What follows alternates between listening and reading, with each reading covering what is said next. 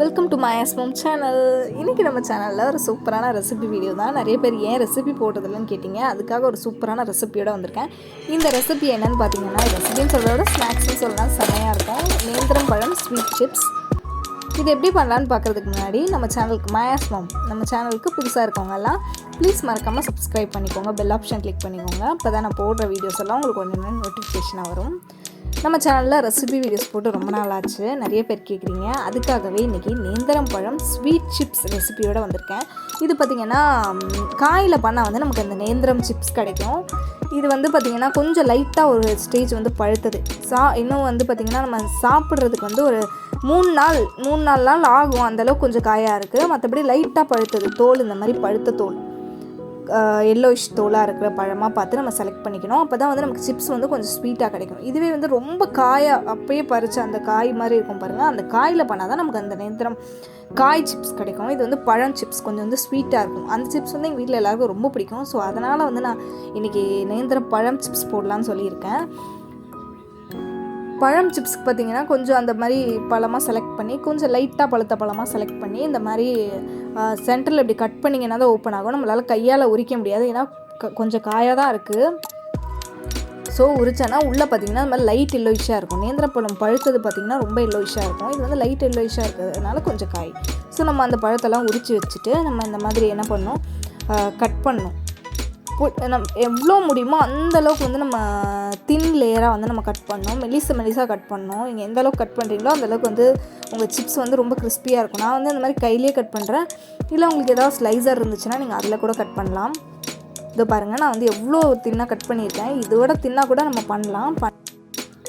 தின்னாக உங்களால் பண்ண முடியும்னா நீங்கள் பண்ணிக்கலாம். இப்போ பார்த்திங்கன்னா இந்த மாதிரி நான் வந்து ஒரு பழத்தை வந்து கட் பண்ணிக்கிறேன். எல்லாத்தையும் ஃபஸ்ட்டே கட் பண்ணி வைக்கக்கூடாது. எல்லாம் ஒன்றோட ஒன்றா சேர்ந்து சிப்ஸ் பார்த்திங்கன்னா எல்லாம் ஒட்டிட்டு கிறிஸ்பியாகவே வராது. ஸோ இந்த மாதிரி ஒரு பழத்தை மட்டும் நான் கட் பண்ணி வச்சுருக்கேன். நல்லா இந்தளவுக்கு வந்து மெலிசாக கட் பண்ணி வச்சுருக்கேன். இப்போ வந்து ஒரு பாத்திரத்தில் வந்து ஆயில் சூடு பண்ணிக்கலாம். ஒரு கடாயில் வந்து ஆயில் நல்லா சூடு பண்ணிட்டேன். ஆயில் நல்லா சூடானதுக்கப்புறம் தான் நம்ம இந்த பழத்தெல்லாம் வந்து சேர்த்துக்கணும்.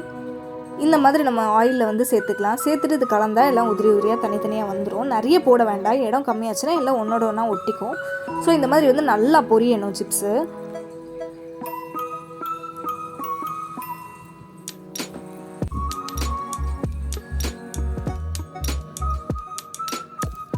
இந்த மாதிரி நடுவில் நல்லா கலரி விட்டுக்கோங்க. அப்போ தான் ஒன்றோட ஒன்றும் ஒட்டாமல் இருக்கும். நல்லா எல்லா சைடுமே வந்து நல்லா வேகும். ஸோ அதனால் நல்லா அந்த மாதிரி அடிக்கடி கலரி விட்டுக்கணும் இதை சிப்ஸை.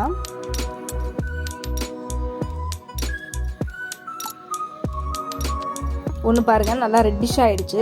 நமக்கு வந்து இந்த காயில் பண்ணுற சிப்ஸ் தான் பார்த்திங்கன்னா இதே மாதிரி இந்த கலரில் இருக்கும். அது கூட நமக்கு ஆயிலில் வந்து லைட்டாக வந்து மஞ்சத்தூள் ஆட் பண்ணுவாங்க. அதனால தான் வந்து நமக்கு அந்த கலர் கிடைக்கும். நம்ம வந்து அதெல்லாம் எதுவும் பண்ணல.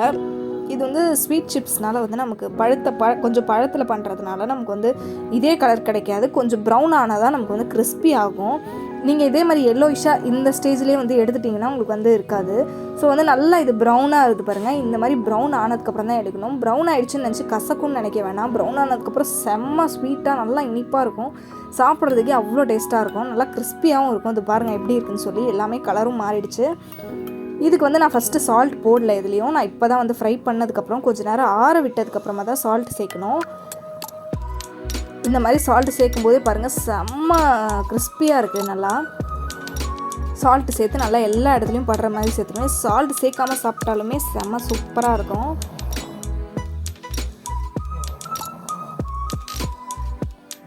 இதில் பார்த்திங்கன்னா ஃப்ரை பண்ண இது வந்து காலி ஆகிட்டே இருந்தது. நான் வந்து எடுத்து அது சாப்பிட்டுட்டே இருந்தேன். நல்லா சூடாக சாப்பிடும்போது நல்லா இருந்துச்சு. இது வந்து ஆறுனதுக்கப்புறம் தான் கிறிஸ்பி ஆகும். நிறைய பேர் பயந்துராதிங்க. இது வந்து கொஞ்சம் ஃப்ரை பண்ணும்போது பார்த்திங்கன்னா கொஞ்சம் கொலன்னு இருக்க மாதிரி தான் இருக்கும் எடுத்துட்டதுக்கப்புறமா. ஆனால் வந்து கொஞ்சம் நேரம் கழித்து பார்த்திங்கன்னா ஆறுனதுக்கப்புறம் நல்லா கிறிஸ்பி ஆகிடும். அது பாருங்கள் எவ்வளோ சூப்பராக இருக்குது. செம்ம டேஸ்ட்டாக இருக்குது. இந்த ரெசிபியை நீங்களும் வந்து கண்டிப்பாக உங்கள் வீட்டில் ட்ரை பண்ணி பார்த்துட்டு எனக்கு எப்படி இருக்குன்னு சொல்லி கமெண்ட் செக்ஷனில் கமெண்ட் பண்ணுங்கள். ஏதாவது டவுட் இருந்தாலும் எனக்கு வந்து கமெண்ட் செக்ஷனில் பண்ணுங்கள்.